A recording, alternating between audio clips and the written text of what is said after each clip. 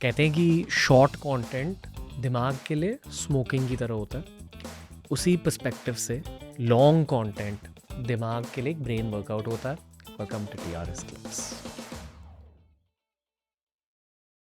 I think it's because of Bollywood influence, I don't know, but open marriage बहुत common चीज़ हो चुकी है. ओपन मैरिज यानी कि आपकी फिजिकल इंटीमेसी सिर्फ आपके पार्टनर तक लिमिटेड नहीं होती. Both partners have an understanding where you are free to have any kind of intimacy or sometimes some specific kinds of intimacy, like maybe just physical with someone else, but you can't have emotional intimacy with that person.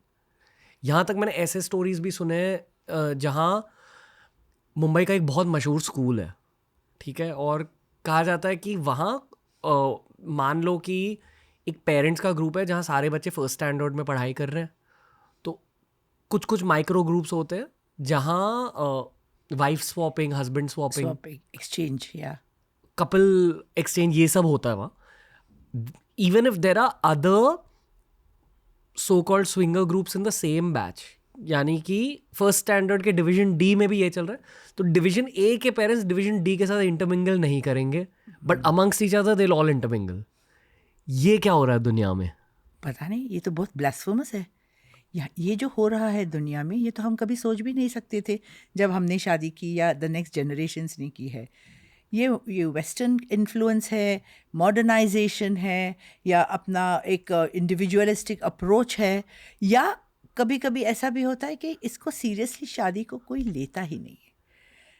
शादी के मायने क्या है, उसके पीछे उसका purpose क्या है, और हम शादी क्यों करते हैं. ये इंस्टीट्यूशन जो है, जो इतने सदियों से चली आ रही है, आज की तारीख में भी है.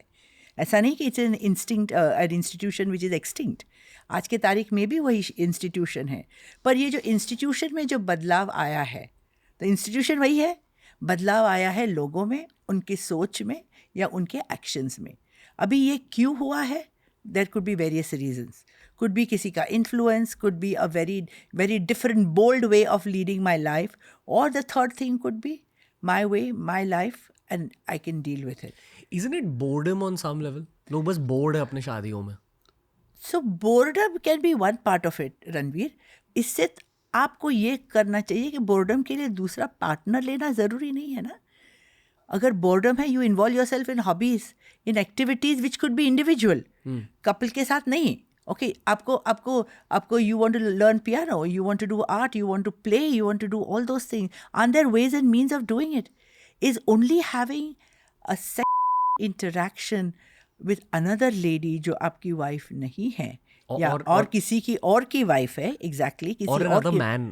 और yes, or another man, exactly. ये सब जो हो रहा है, so these are the things that really shows. I don't know whether to call it a boredom, or do you call it a mindset which is not normal, if I may use, without using any harsh words.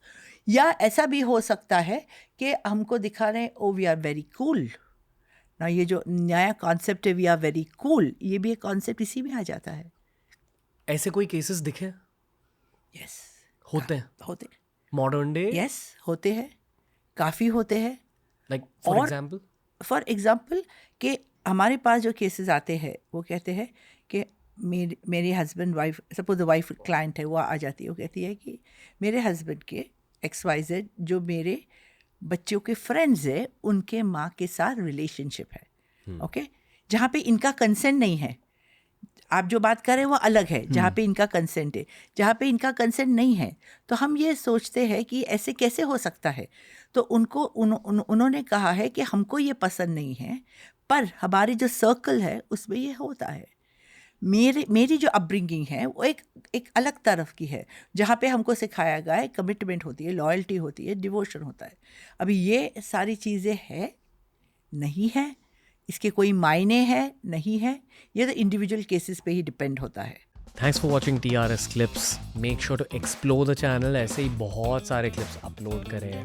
You will keep working out your brain as you keep exploring the channel.